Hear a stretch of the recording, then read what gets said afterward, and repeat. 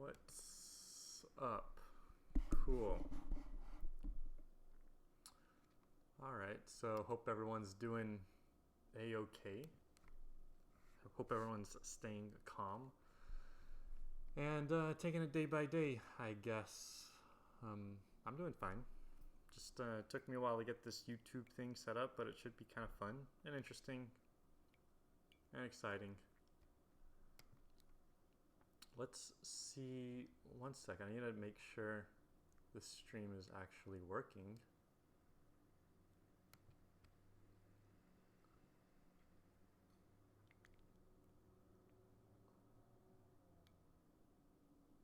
It says an error's occurred, but over here it looks fine, but over here it looks, I guess, not working.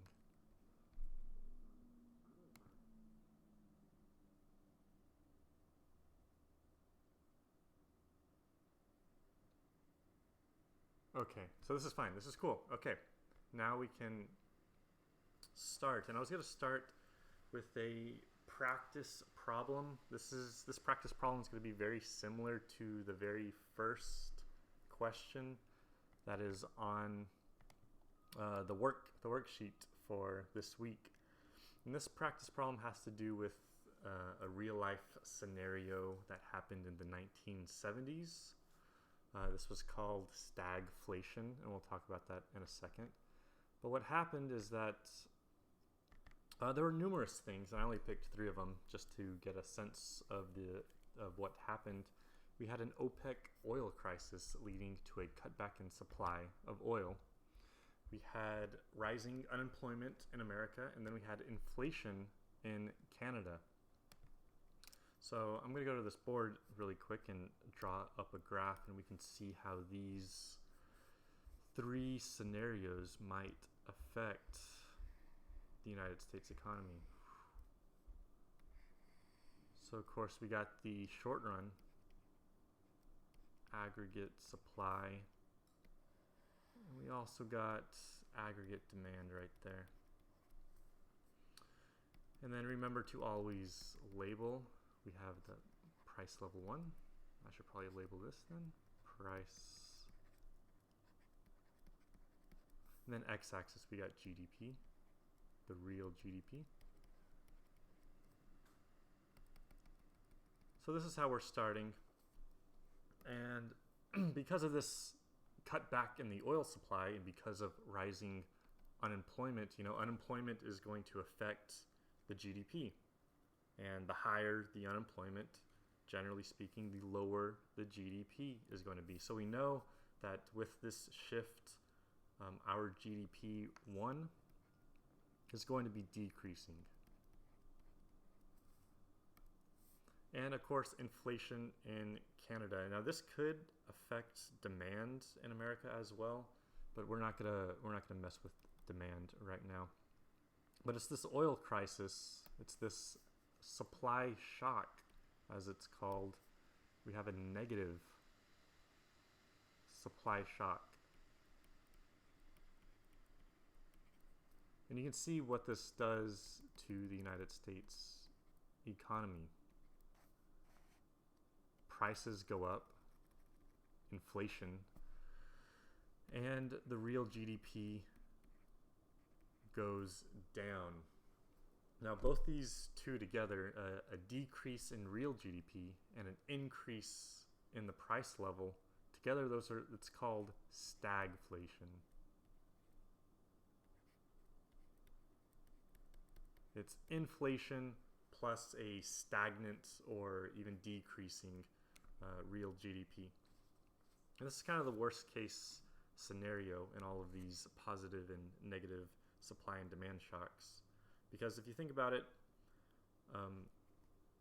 unemployment is increasing while prices are getting higher. So if you are a worker and you lose your job, not only are you suffering from that loss of monetary value, but you're also suffering once you go to the store to try to buy those essential goods. So you're getting hit twice underneath stagflation. And so this is kind of the first problem on that worksheet for this week. it's very similar to this. We're going to have one of these lines are going to shift either right or to the left. Either going to increase or decrease, and it's going to affect the price level in some way. In this scenario, price level is going up, real GDP is going down. That first problem asks for an explanation. So there is no graph you would have to draw. All you would have to say is price levels increasing, real GDP is decreasing. It's also important to know that unemployment is linked with real GDP. And speaking of unemployment, that kind of brings us to the long run. The long run can be a little confusing, but let me show you this really quick. The long run, as you guys saw, is a vertical line. Let me just label right quick. Real GDP. It's a vertical line, and it pretty much says in the long run, no matter what the price level is, the GDP is not going to change. If you have a very high price level,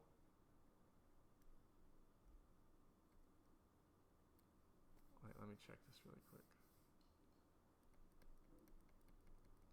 If you have a high price level, your GDP is right there. And if you have a low price level, things are very cheap, your GDP is the same. And this is different than the short run aggregate supply. And remember, the SRAS, this is going to stand for short run. And the LRAS, it's going to stand for long run. So take a look at this scenario really quick, where we have the short run aggregate supply. And when you think of supply, it's also important just to think about the producers, the makers, the people who are making things and supplying businesses of what they're selling. Aggregate demand. So if aggregate demand were to decrease, and we follow how it intersects the short run, we'll see that this decrease in price level 2, this decrease in price level lowered the GDP.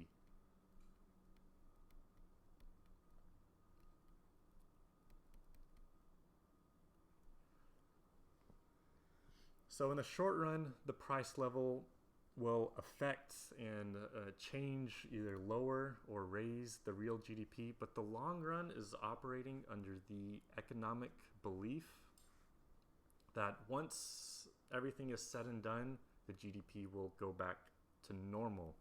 And it's kind of interesting, and it's also important to remember that this is just a theory and these are models.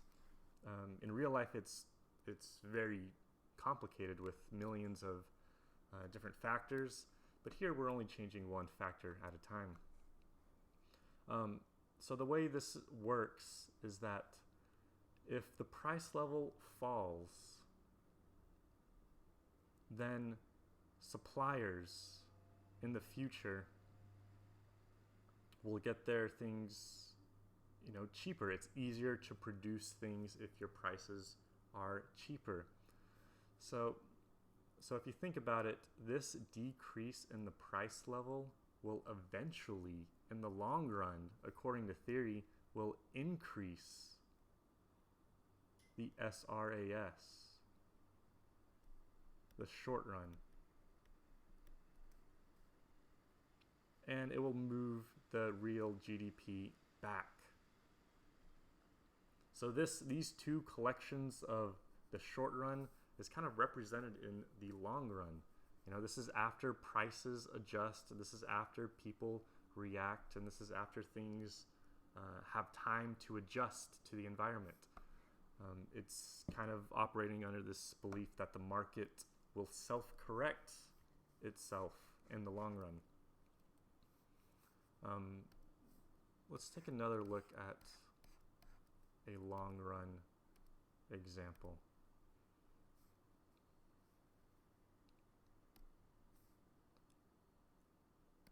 Boom, boom. Long run aggregate supply. This is also very similar. Let's see if I can do this. Let's see if I can zoom. Okay. So the long run aggregate supply is also very similar to the PPC curve, the production of possibilities curve. And remember that a point on this line means you are reaching your full potential. And that's what this line represents in the long run as well. It means that we are at our full potential. And we usually label that YF. And what this means is that we are at full employment.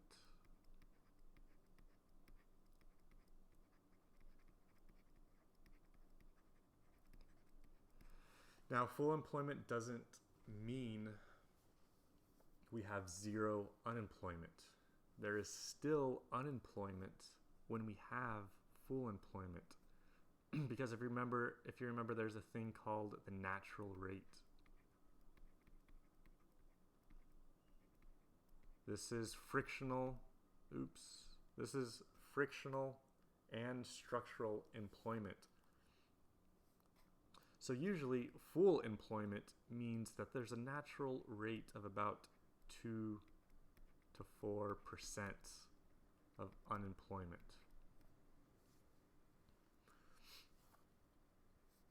And so if we want to combine the LRAS with the aggregate demand and aggregate supply curves, we can get something like this. Boom, oops. And they meet in the middle.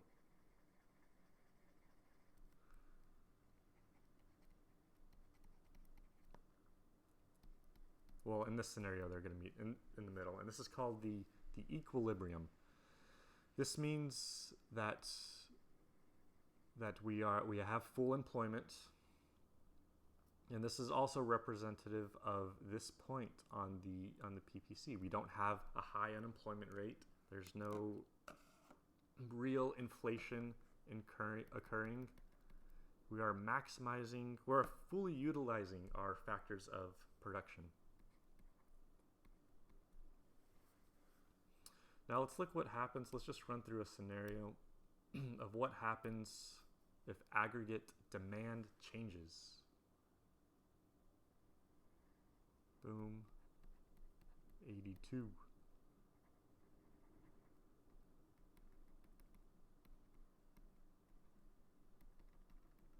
And what is it called? It's just Y1. So if aggregate demand changes, notice how this new equilibrium is to the left of the LRAS. And if we look back and forth between the LRAS and the PPC, we can see that this dot sort of co-aligns with a point under here. If YF was full employment, and this can be kind of confusing because we're moving to the left and it looks like we're decreasing, but unemployment will actually be increasing. If we're moving to the left, that means more and more people are losing their jobs. We are below full employment, which is also what this means. We are not utilizing all of our factors of production. In this case, it's going to be labor. And then you can see how the price level will also change as well. The price level is decreasing. We have deflation. So it's also important to think about unemployment when looking at the LRAS as well as the PPC. Unemployment will be represented here. Taking a look at one other example. Oh, just for a note, this is called a recessionary gap. When we have our equilibrium point is below, is to the left of the LRAS. I believe in the notes it says when Y1 is less than YF. Then of course we have the inflationary gap as well. When we have the LRAS.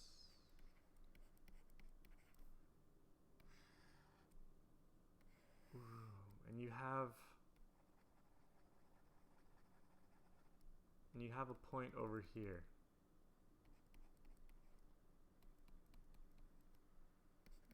Price level. So the LRAS will tell us what our maximum potential is. And so it's saying our potential is right here. If we are fully utilizing our resources and we have full unemployment, we should be intersecting with this line. And in this scenario, we're to the right, we're above. And I guess a common question would be like, well, isn't this good? We're exceeding our maximum potential. And it could be good in the short run, right? In the short run, we have an increase in real GDP. But what this is also suggesting is that because this is our maximum potential, or because this is our potential, this point will be unsustainable. And eventually, in the long run, we'll have a decrease of either aggregate supply or aggregate demand, and it'll just go right back down to reach that equilibrium point.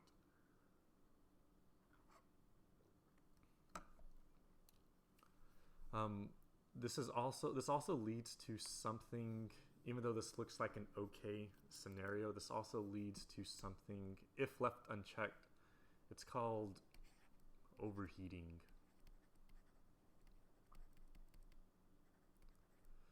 And you might hear the economy is overheating or something to that effect. But what overheating initially means is that we will have this increase in aggregate demand will eventually lead to a unsustainable amount of inflation. So overheating could lead to inflation. And inflation, when prices get too high, maybe it can even lead to a decrease in aggregate supply. Pretty much it's going to come right back down to equilibrium.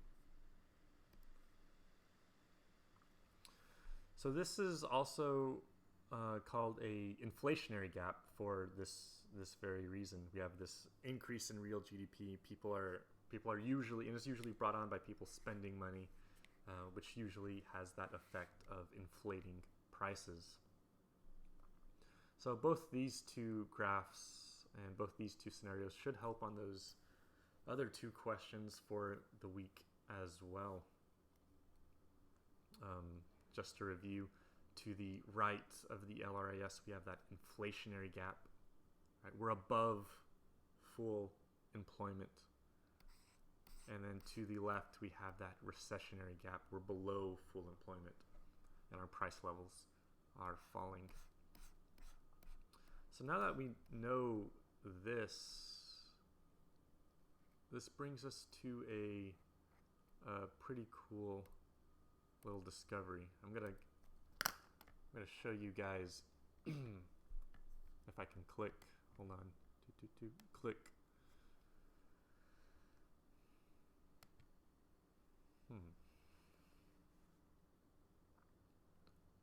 I believe computer might be frozen. Damn. What if I just exit out of this then? Exit. Yes. Okay, cool. So we have this Twitter of Paul Krugman, and he is the co. No, wait, no. He is the leader of of the group that wrote the macroeconomics textbook. So on our textbook that we don't use in class, it says Krugman's Macroeconomics. So he's kind of like one of the big leaders of aggregate macro economy. And he posted this picture the other day after people were asking him, what does the current economy look like, or how can this current situation affect this AS and AD graph? And this is what he provided. So if you see right here in the middle, these dotted lines are going to be AS1, AD1. This would be our starting point. And what Krugman is saying is that we're going to have a decrease of aggregate supply and aggregate demand. But if you look at the distance that both these lines are traveling, he's saying aggregate demand is going to be decreasing at a greater rate than aggregate supply. So even if you look at these price levels, he has it labeled inflation. It's more or less the same thing. But what he is predicting is a slight decrease in overall price level, as well as the decrease of GDP and employment, which I'm sure you're hearing about on the news, people losing their jobs or businesses having to shut down. So this is also interesting to look at, and it makes a little bit more sense using these graphs and these models kind of help you visualize what's going on today.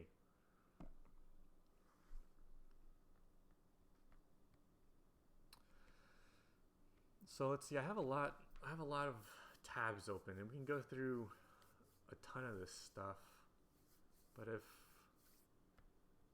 you have any questions, I know Kenneth, you said you had a question about the short run aggregate supply. I hope I answered that one. But if I didn't, let me know. Or if you have any other questions about the work or whatnot, please just type it in. I'm on kind of a little bit of a delay here with what I'm saying and what I'm kind of seeing on the stream, so I'll wait around for just a tiny bit before I move on to our next little topic. Our next thing we're probably going to talk about, I don't know if I want to watch these videos or maybe just go right into this Planet Money newsletter about everyone receiving $1,000 a month.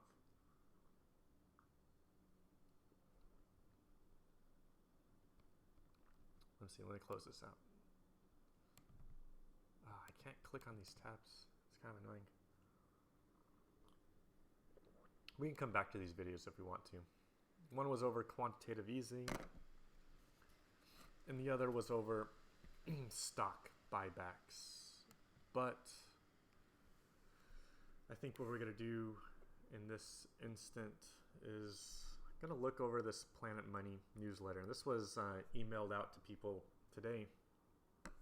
In the news, you might have heard both Democrats and even Republicans talk about this idea of giving people $1,000 a month.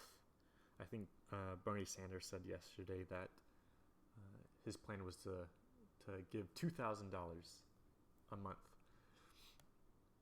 And so here's this article titled, "Are $1,000 checks even enough?" And I haven't even read this yet, so I'm just going to read it out loud, and then maybe I'll just give thoughts or answer questions afterwards. So this says, "Are $1,000 checks even enough?" So it says, one morning in early March, Jason Furman started thinking about the economic fallout from the coronavirus before driving his 4-year-old son to school. This was back in the pre-pandemic world when kids still went to school.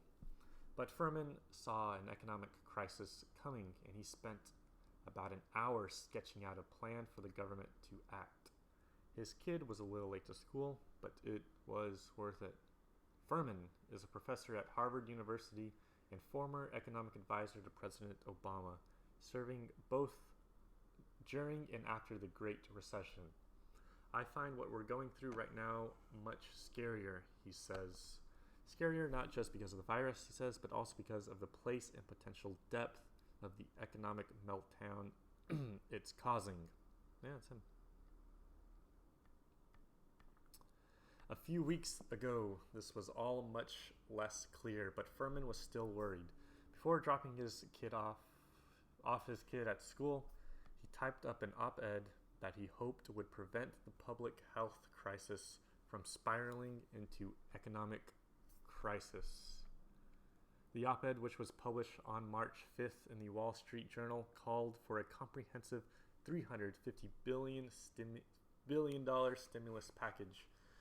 But the part that caught people's attention was his idea to send a $1,000 check to most Americans, plus $500 for each of their kids. Washington, for the most part, didn't take his proposal seriously at first. I think a lot of people's heads were not yet in the magnitude of the economic problem that coronavirus was going to pose, Furman said. The president's economic advisor, Larry Kudlow, got asked on television what he thought of my idea. He said something like, "Jason Furman is my friend, but..." and then said something much more limited needed to happen. On March 11th, Furman also reportedly met with House Speaker Nancy Pelosi and other senior Democrats, and they rejected his idea too. But in the week that followed, schools closed, restaurants, bars, and places like Disney World shut down, and the president declared a national emergency. On Monday 16th, Republican Senator Mitt Romney got behind Furman's idea, even the specific number, $1,000 for every American adult. And soon, President Trump, who had previously put his weight behind a payroll tax cut, said he was now behind the idea of sending checks as a way to provide relief more quickly. For Furman, this was a victory. A payroll tax cut clearly doesn't work in an economy where lots and lots of people aren't being paid, he says. Furman's original plan was criticized on numerous grounds. Some didn't like the idea of sending checks to everyone, and lawmakers are now discussing putting an income limit on those who get them. Furman explains that he originally pitched his idea as a universal program to limit bureaucratic inefficiencies and get checks out the door faster. But now he thinks putting an income limit on who gets the checks wouldn't slow down the process much, and he says that would be completely fine to do. Others argue that $1,000 checks aren't going to fix crumbling supply chains in China or revive our face-to-face service industry in the era of social distancing. Nathan Hendren, another economist at Harvard, argues this money would be better spent directly fighting the virus. Universal $1,000 checks won't get people back to restaurants, Hendren says. Universal testing will get us back to restaurants. As for the millions of workers laid off or furloughed, Hendren believes a big expansion of unemployment insurance would be a more direct and less wasteful way to help them.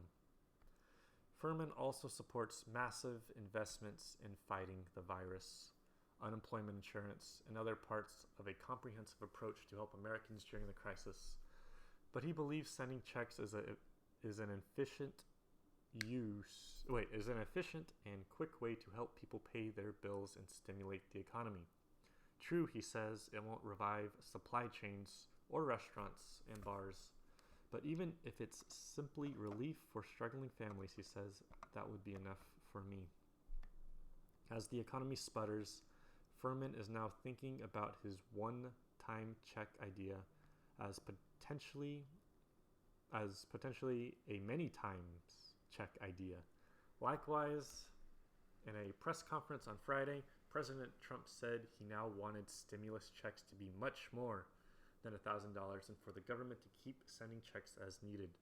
Pelosi and House Democrats are now calling for $1,500 checks for Americans, so that many on both sides of the political divide are talking seriously about giving away so much money is a sign of how severely the disease is hurting the economy.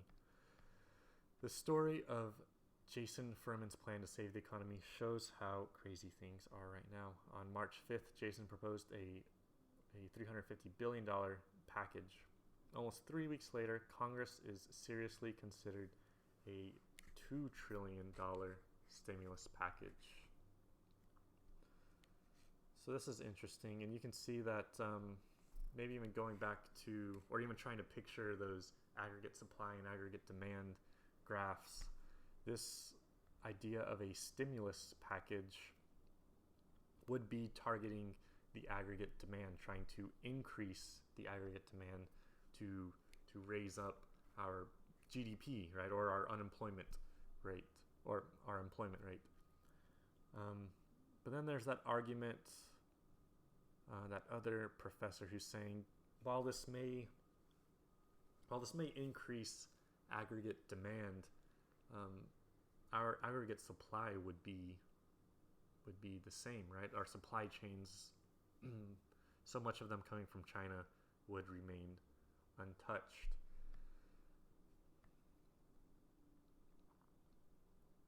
So that's another interesting little article too, and it's also interesting to keep track of how much these numbers are growing. $1,000 checks, now maybe even $1,500 checks. I'm sure we can click on this and look into it.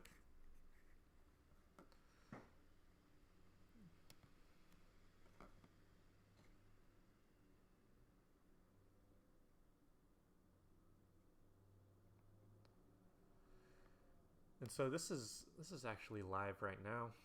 I wonder if, let's see, I wonder if we can just watch a little bit.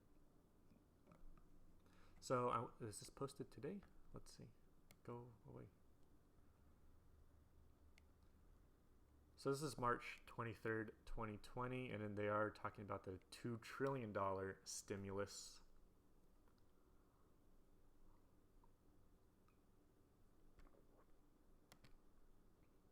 Let's see what we can catch. Now, facing this COVID-19 virus, we can understand that if a great state like New York, and even Illinois for that matter, has to anticipate this dramatic increase in patients, our system can be easily overwhelmed. So the Democrats have said from day one that we want to make that the highest priority in this third bill.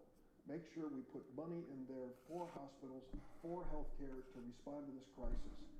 And I will tell you that progress has been made since the negotiation between Senator Schumer and Treasury Secretary Mnuchin have been underway. We have made progress, and I hope that if we can hold it, we will have a dramatic increase in the amount of money that was originally in the McConnell bill for this purpose when it comes to hospitals. I also want to say a word about the unemployment insurance. This is a proposal that comes from the Democratic side, but has been embraced by many Republicans as well. And the notion behind it is that those workers who cannot go to work because there's no work to be done, or they've been furloughed or lost their jobs, would have access to the highest levels of unemployment compensation in our nation's history.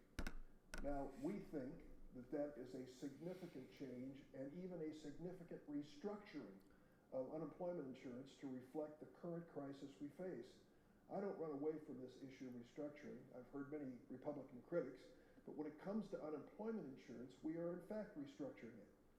The payments that were generally made in my state of Illinois and other states were just not sufficient for those to maintain a family and pay their bills during times of economic crisis. And so we have started moving toward an amount for individual workers closer to what they were paid at work. And we believe that this should be done over a long period of time. To say 3 months is enough may be a rosy scenario which we hope will occur, but may not. We want to give these workers the assurance that they can keep their families together and pay their basic bills, even if they're not going to work because of this public health crisis which we are facing. Is that restructuring? I think it is. Is it necessary? Certainly it is. and it's been agreed to on a bipartisan basis. But that is one of the things that we don't believe the McConnell bill, originally proposed to us on Sunday, really addressed in a fulsome and complete way.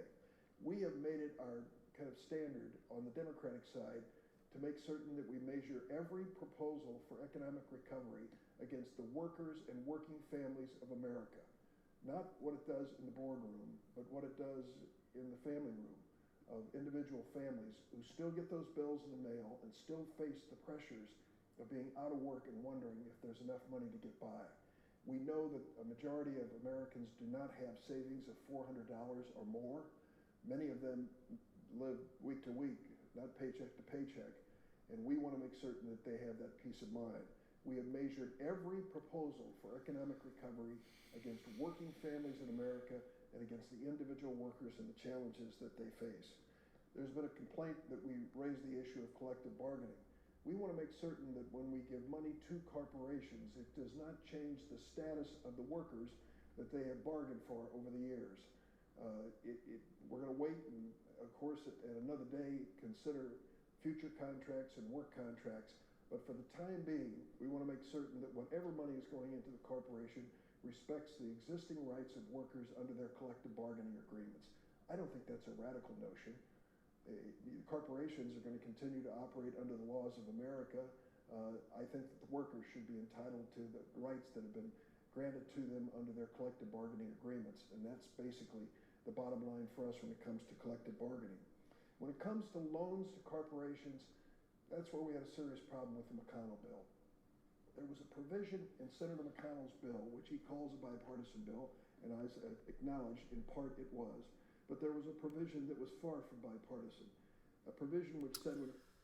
Okay, so he talks about the stimulus package, which I guess is...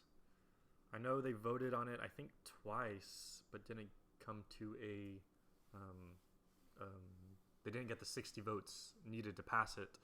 But I guess the debate is centering around, who's going to receive this money and how are they going to receive this money. So you heard him talk about unemployment. Should we just offer these people the highest unemployment benefits? Or should we be handing out checks? And then talking about how much money do we give businesses? And should we just give them a loan, or should we maybe even give checks to businesses as well? So what the Democrats and Republicans in the Senate are talking about is just how to spend their money, and that's the debate that's going on now. They both agree that something needs to be done, so they need to spend money, but the question is how and in what means will these people be receiving the money.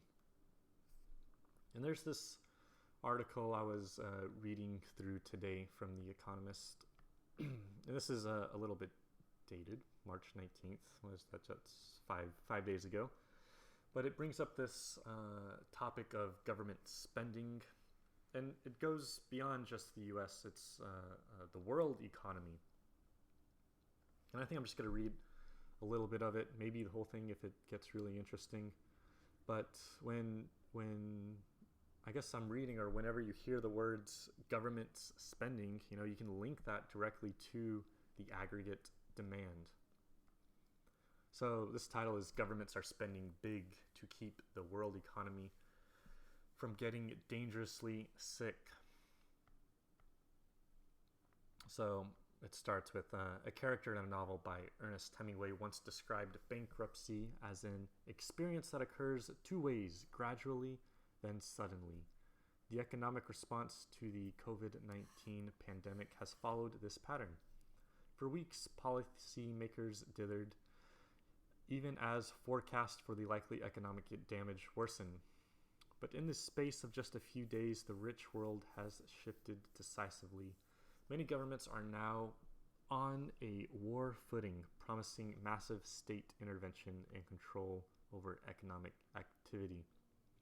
The new phrase on politicians' lips is "whatever it takes," a line borrowed from Mario Draghi, a president president of the European Central Bank in 2011-2019.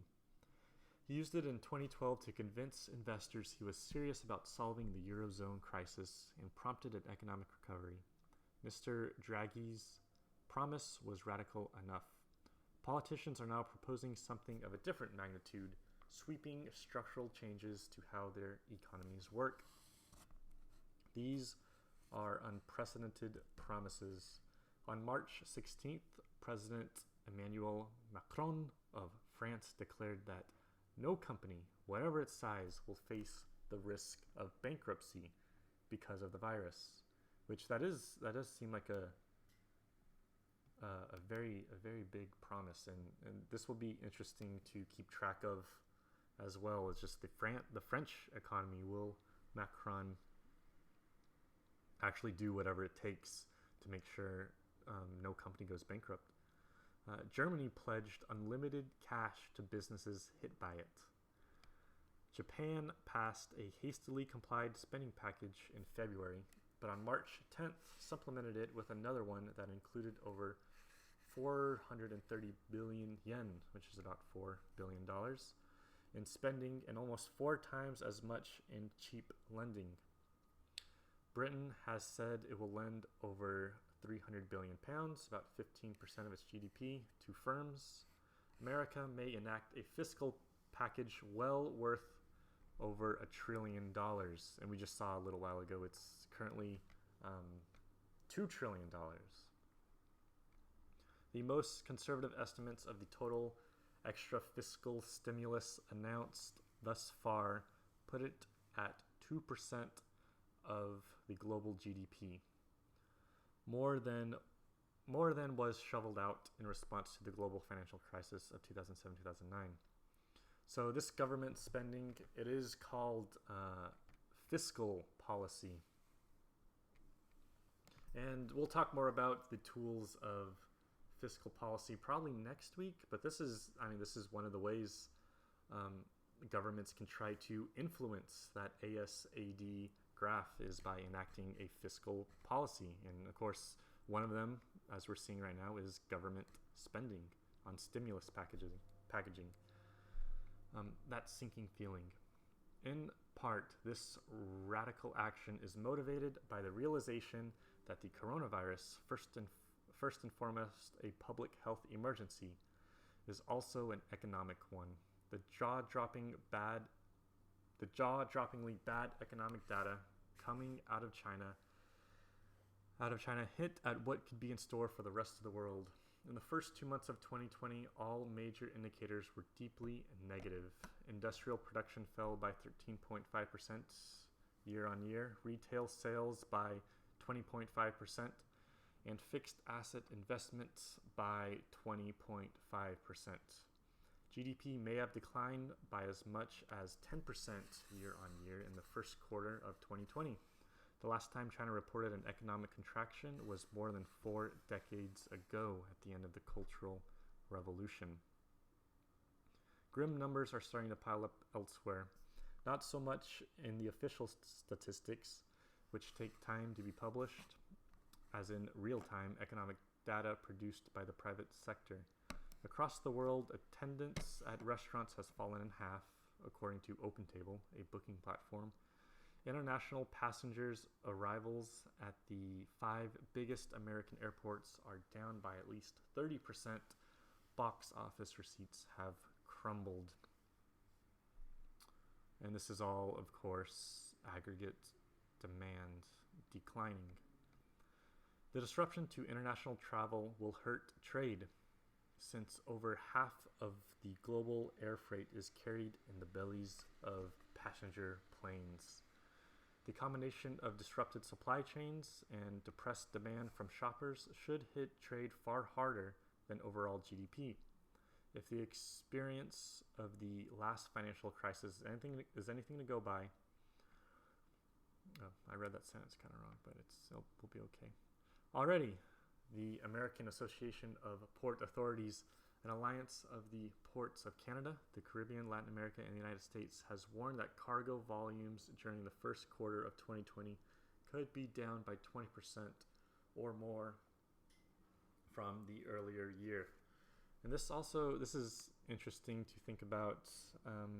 I know we did this before spring break, but how different countries' economies can affect, the world. How aggregate demand also depends on how much what the GDP is like in other countries and other economies, and how the crumbling of one economy could affect another.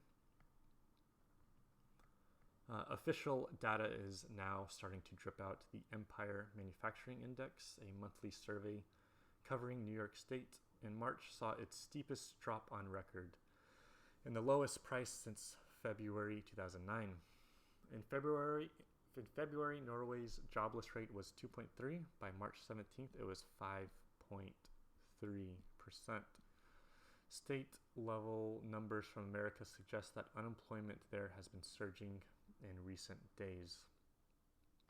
All this is fueling grim forecasts.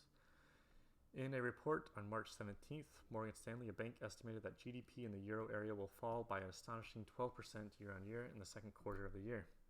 The Japanese economy is forecasted to contract by 2% this quarter and 2% next. Most analysts see global GDP shrinking in the first half of the year, with barely any growth over 2020 as a whole, the worst performance since the financial crisis of 2007-2009. Even that is likely to prove optimistic. On March 17th, analysts at Goldman Sachs noted that they had not yet built a full lockdown scenario into their forecast for advanced economies outside of Europe. Forecast for America, which is at an earlier stage than Europe and Asia when it comes to the outbreak, remain, Paglosian. Oh gosh. Okay. Very slow growth in China and a big recession in Europe could by itself be enough to send the world's largest economy the same way. Steve Mnuchin, America's Treasury Secretary, warned this week that the country's unemployment rate could reach 20% unless Congress passed a stimulus package. A negotiating ploy? With shopping malls empty, factories grinding to a halt, and financial markets buckling, lawmakers may be loath to challenge the claim. Despite stomach-churning declines in GDP in the first half of this year, and especially the second quarter, most forecasts assume... we gotta Google this word, hold on. Okay, we'll come back to that. Most forecasts assume that the situation will return to normal in the second half of the year, with growth accelerating in 2021 as people make up for lost time. That judgment is in part informed by China's experience. More than 90% of its big industrial firms are officially back in business. Its stock market has been one of the world's worst performers in early February, but is now the best, or rather least bad. There remains, however, a risk that global containment and suppression of the virus will need to continue for a year or longer. So, if so, global economic output could be dragged down for much longer than most people expect. Perhaps the greatest lesson to the global financial crisis was that it paid to act decisively and to act big, convincing markets and households that policymakers were serious about countering the slump. If done right, central banks and governments can end up doing a lot less than they actually promised. A pledge to bail out banks makes it less likely savers will withdraw deposits and make a rescue necessary. This time around, central banks sprang into action since February. The Federal Reserve has cut interest rates by 1.5 percentage points. Other central banks have followed suit.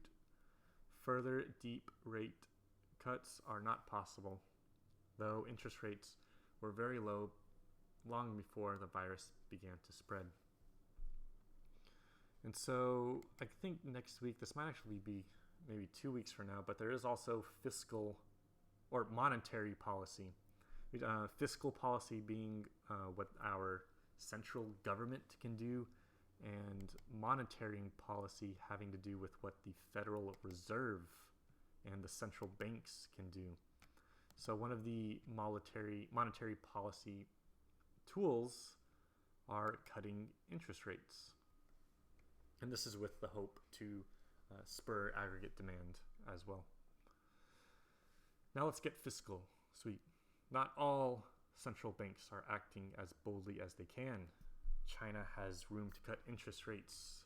Its benchmark rate is 1.5%, but has held back in part because inflation is quite high, largely as a result of African swine fever, which hit pig stocks, raising prices. So kind of as a result, like I said earlier, if you have an increase in aggregate demand, that's also going to cause, or it can cause, inflation. So it seems that China is kind of withholding or not wanting to cut their interest rates because that increase in aggregate demand could cause inflation that is already occurring on top of that African swine fever. Central banks could try more creative policies. On March 19th, the ECB's Governing Council agreed to launch a 750 billion euro bond buying program covering both sovereign and corporate debt. But the real action is now taking place on the fiscal front. Governments are falling over each other to offer bigger and better stimulus packages. All countries are spending more on healthcare, both in the effort to find vaccines and cures and to increase hospital capacity. However, the bulk of the extra spending is on companies and people. Take companies first. China, where the outbreak has slowed, is now trying to get people out and buying things. Foshan, a city in the Guangdong province, has launched a subsidy program for people buying cars. Some cities have started giving out coupons that can be spent in local shops and restaurants. Nanjing this month gave out e-vouchers worth 318 million yuan. So this could also be some sort of foreshadowing of what's to come. In America, maybe instead of checks, we have e-vouchers or subsidy programs for buying certain goods. Most countries, however, are in or about to enter the worst part of the outbreak. As consumers dry out, many firms will go bust without government help. Calculations by The Economist suggest that 40% of consumer spending in advanced economies is vulnerable to be shunning social situations. Firms in leisure and hospitality are especially rattled. The Moor of Rannoch Hotel, in about as rural a part of Scotland as it is possible to find, says its insurer will not be paying out a penny for lost customs, since COVID-19 is a new disease and thus not covered under its policy. One approach is to reduce firms' fixed costs, largely rent and labor. China's finance ministry will exempt companies from making social security contributions for up to 5 months. The government has also temporarily cut the electricity price for most companies by 5% and enacted short-term value-added tax cuts. The British government has extended a 1-year business rates holiday to all companies operating in retail, hospitality, and leisure sectors. Yet for many firms, no matter how much the government helps them reduce cost, revenues are likely to fall further. So measures may be needed to allow firms to maintain cash flow. Many banks are offering hefty overdrafts to tide corporate clients over to encourage banks to keep lending. Britain has promised them cheap funding and state guarantees against losses for very small firms.